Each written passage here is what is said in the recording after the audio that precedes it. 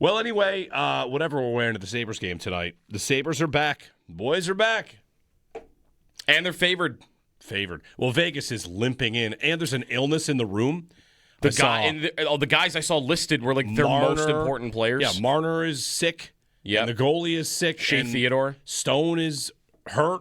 Yeah. So tough one for Jack Eichel to come in and probably, be booed during the game and be expected to carry this team against this wagon of the Buffalo Sabres. Yeah. I mean, they're rolling into this game. I really wonder what the crowd will be like, because Tuesdays are often the days of the week where it's not always super full in there. Like, that's usually the lightest crowd you'll get, and then based on that, the lightest atmosphere. But it's been improving. I mean, is it going to sound like what you'd be getting on a normal Saturday night tonight? Like, how far have they really come with fans to see the building be full? Tuesday? On a Tuesday, I mean, you do have the Tage ceremony tonight, too, and the rally towels, and, there's more reason to come in. The opponent is great. I mean, I think all of it kind of works for it to be pretty amazing in there tonight. Yeah, it's a cool rally towel they put on every seat with TNT for Tage and the gold medal. Yeah. Everyone gets one of those. Well, the last time the Sabres were home, it was February 5th. They lost that game to Pittsburgh. And since that day, respect to Canadians here, but I have not seen a hockey team that I want to win lose yet. The Americans won every game they played, and the Sabres have won every game they played. What's it even like I forgot. What's it like to watch your team lose? So it's been a month, basically. It's been a month since I've watched a hockey team that I want to win lose. And tonight, Vegas, then Pittsburgh again, and then a 5-game homestand, 5 out of 6 at home.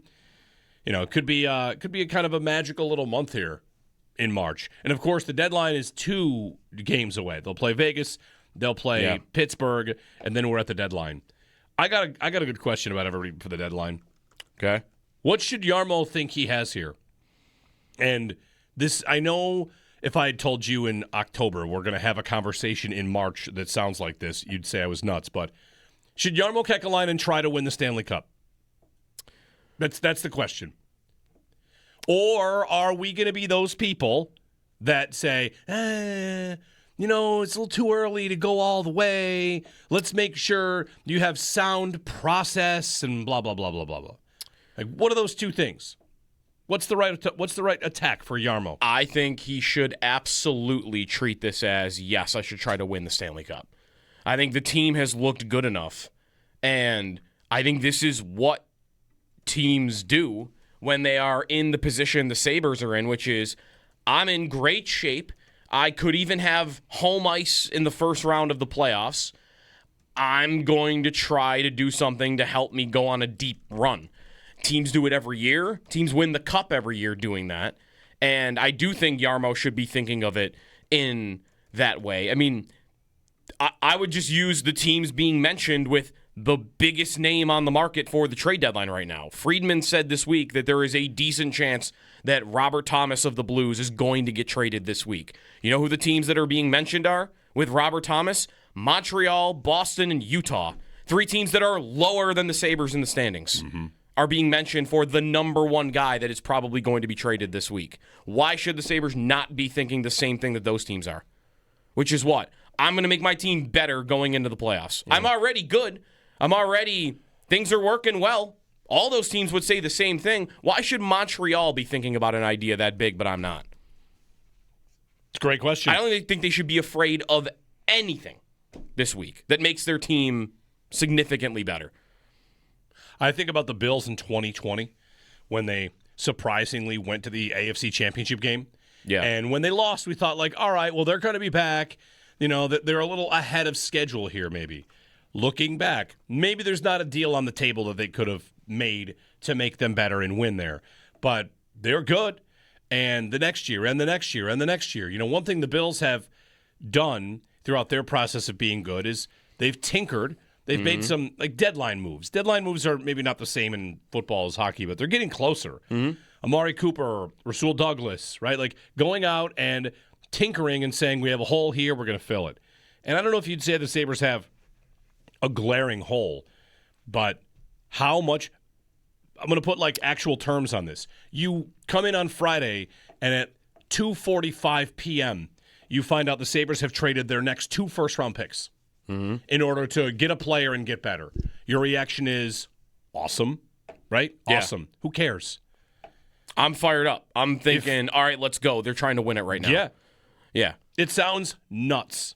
It sounds nuts. It sounds nuts, but I think it's only because of where this team has been before this season, and that this is all new, and maybe it's even thought of as still a victory for the season if they just get in, give us a fun first round. Oh, they lost in 7. You know what? Hand clap, great season. I still feel like that's true. Like, we would all feel great about the whole thing had that happened. But I don't think this is the 2017 Buffalo Bills.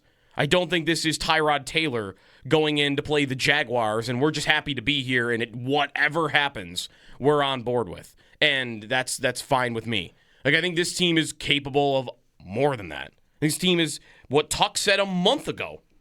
He said it was a month ago now that he said that, right? It was before the Olympic break. Yeah. That it's not about just squeaking in. We're going for the cup. I think they should be willing to make a move that would say the same thing. Like, do it with your actions. What game would that have been? Would that have been home against the Kings, maybe? Maybe. It wasn't the last. Well, obviously it wasn't the last. No, game, they lost their last game. home game. They lost their last 2 home games to Montreal and Pittsburgh. You know what? And the win before that is the Kings. I remember it being that they lost 3 of 4 after he said it. So that would make it what? That'd make it the Kings. The Kings game? Yeah, because they lost to the Canadiens, beat the Panthers, Yeah. lost to the Lightning, lost to the Penguins. Right. All right, so after the Kings, he says we're not trying to squeak in, we're trying to win the cup. And why shouldn't they? Sure. Other than the playoff drought, why shouldn't they feel like, yeah, let's take a run at it? Because their goalie isn't a household name. But their goalies are playing very well. Yeah. Their goalies are giving you everything you need. Aiden Hill wasn't a household name. That's true. Before he won a cup. That's true. True. I mean, that would be the most valid concern that I would hear is, well, I don't know that Luukkonen and Lyon are going to do this for an entire playoff run. Fair, but they're doing it right now. And as Owen just said, guys that you've never seen do it before do it in the playoffs every year. So, I mean, it could happen that Lyon or Luukkonen win, but I do have 2 guys right now that are playing at that level. And I don't know, the odds that both of them wouldn't hold up through into the postseason, like, what are the odds of that? Like, is it a little different that there are 2 of them? It's not, hey, Lyon showed up and he's starting 3 of every 4 and he's, in the Vezina conversation, but he is all of it. It is, no, I've got 2 guys that are both playing at a really good level, and I probably just need one of them to do it in the playoffs. Right? Like, won't Lindy want to get down to one guy he trusts You would come think. playoff time anyway? You would think. Like, it probably will get whittled down to one of them. The last time the Sabres lost in the playoffs that broke our hearts, the last 2 times? Two of the last 4 times. Whatever. 10 and 11, are you talking about? Let's just go back and how the Sabres lost to goalies.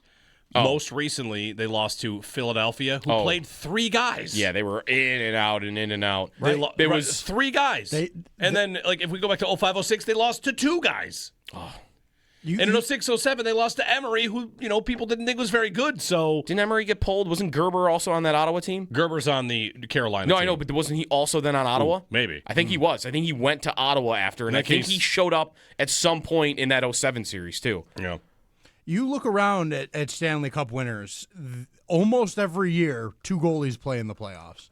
And there are a lot of teams that come in without a household name in net. I mean, we've seen Bobrovsky obviously has dominated the last few years, but Darcy Kemper won a cup, and he was always good, but he's never been a premier 1A starter guy. But he went and won in Colorado because their team was great. And I mentioned Aiden Hill. Jordan Binnington was in the East Coast League the year he won the cup. Mm-hmm. Like this happens very regularly that you get a goalie that gets hot and just rolls right through. And you can win a cup with a goalie that nobody would think before the year that's a Stanley Cup winner goaltender. But if you've got a team that can do it and you've got a guy that's hot at the right time, there's no reason that stops you. The frequency with which this happens, I'm a little rusty on this because for a while there, we were watching the playoffs, the Sabres being them, but like Corey Crawford before he wins the Antiniemi. These guys end up being, having careers and being good goaltenders. But Matt Murray. They show up and boom, they beat you. I mean, do I want to go far enough back to point out when the Sabres lost to Johan Hedberg? Right. Remember that guy? The Moose? Whatever happened to him? The Moose. He just got hot. His nickname was the Moose. It's a good nickname. Kerber was on the 07 Senators, but he didn't play in that series, which would make sense because they won in 5. You guys, I was thinking of he came in the brawl game after Emery got tossed. Gotcha. If you guys want to start calling me Moose, I'm into it. That's a cool nickname. It is good. Anybody named Moose? You kind of ruined it by naming yourself. You can't give yourself I said a nickname. if you wanted to. Yeah, it's the same as giving like LeBron at some point. So, if you guys wanted to call me King James, I wouldn't be offended. If you want to call me Chosen One. I think I'd be okay with it. Yeah. I mean, I don't think I come across as much of a moose, but it does go both ways, by the way. Like, listen, there are all those examples. It does happen where guys are hot rolling into the playoffs and then it doesn't translate. Yeah. Alex Lyon was hot going into the series that Florida played Boston. He started 3 games and then it didn't go well, but they had Sergei Bobrovsky ready to go. The Sabres have Luukkonen. He's not Bobrovsky. No, he's not. But it's not like they have nobody. So, I don't think it has to be that Lyon would be this good come playoff time, but I guess I feel okay about going in, making a big move, trusting what you've got, because, sure, in net, you've got guys that haven't done it before this year that much, but I've got multiple guys that I could throw in there, and the odds would tell me that I'm going to get one guy to hold up. Well, one piece of context for all this is how many GMs have the Sabres had that this is my biggest criticism of Murray, Botterill, Adams. Did I miss anybody? Are those the 3? Yes, Murray, Botterill, Adams. They all talked and treated their fleeting success, which for all 3 of them was very fleeting, right? They'd be good for a month in December. And Botterill would talk about it like it was this perfect mathematical formula. We have a plan. We cannot upset the plan. Like, congratulations on having a plan. Are you going to be good?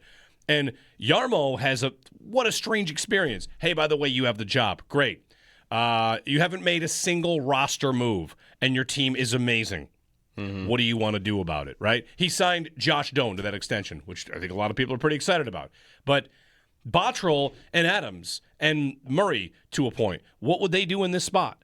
Would they say, "Oh, we finally got something here"? Botterill, I know. Oh, yeah, okay. Give me a 4th-line penalty killer. That's the only thing I'm going to need here is something very. I'll quibble over a 4th-round pick before ultimately coming to a deal to get somebody that's going to help me win a face-off or 2. And maybe that's what Jarmo ends up doing here. But, geez, you have a real opportunity to swing. The Sabres haven't picked in the 20s since what? Right? Since the Bernier trade, probably, when they get the first rounder for Tyler. Sorry, Tyler Ennis is a first rounder. Yes, Ennis and Bernier in a first round trade for Campbell. Yeah, when it was their own first round pick, they have not drafted in the 20s. In the 20s since 2012. No, it's before that, I think. Okay. It's before. Okay, I think it's 2010. Okay.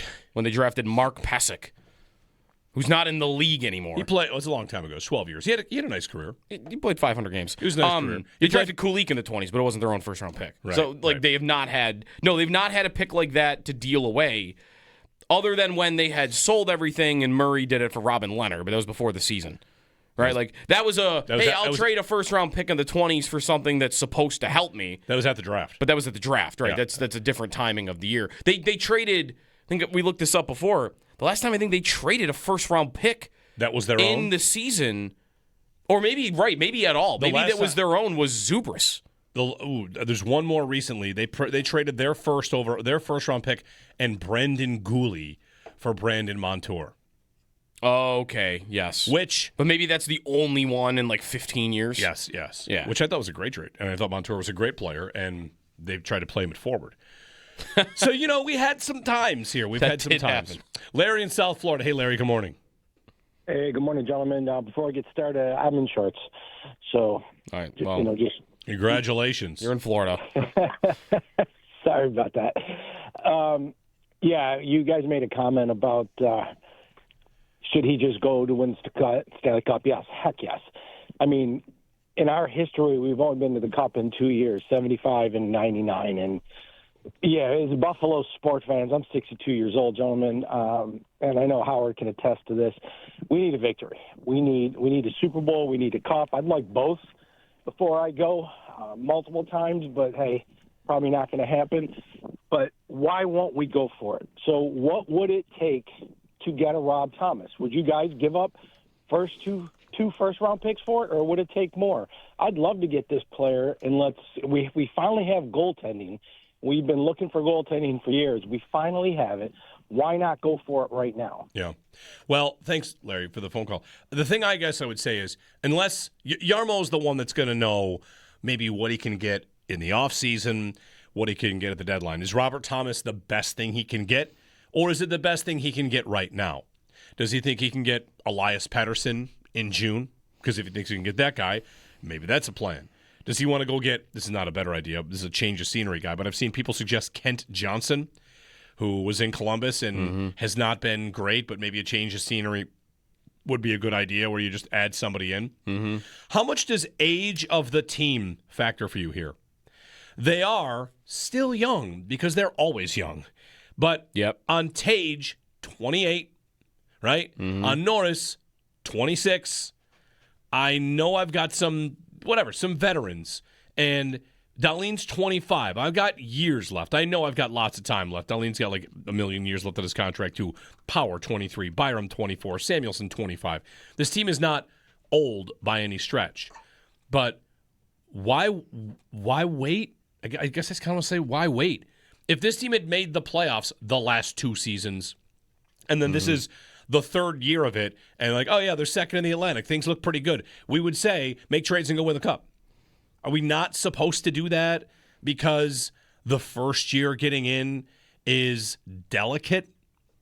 I just don't think so. I don't think that's a good argument for it. To me, the best argument against an idea like what Thomas would cost is just more about the position he plays. Because otherwise, it's perfect. Even you want to compare him to Pettersson, he makes $3 million less per year than Pettersson does. He's, of all the age of those guys, he fits right in. Thomas is 26. Yeah. I mean, you got a 26-year-old making $8 million for 5 years who has had 80 points in back-to-back seasons. Does it get any better than that for a deadline move? I would say this to that. I would be stunned if you would have an opportunity to get a better player at a better age on a better contract in the offseason. Like, I think this is the guy. The only thing is, are you concerned about making the positions work? Someone's got to play wing that doesn't usually play wing. Well, that could be Tage. It might be Tage. Go to Josh Norris. You want to play wing? Thomas, who doesn't do it in St. Louis. You able to play wing? Someone's got to move over there. But if one guy's able to do it, then that's it. That's your problem solved. Everything else, I think, with this guy fits. He'll cost a lot. There's going to be a bidding war for him. I mean, maybe it takes multiple firsts. Maybe it takes first, Helenius and Quinn and something else even. Like, it's going to be a lot. But I think that's because I don't think you're getting a better player at a more reasonable price on this contract. 803-0550. I have a Twitter poll up. I didn't know exactly how to ask it, so I just went ahead and typed it in, which is, how should Jarmo approach the deadline?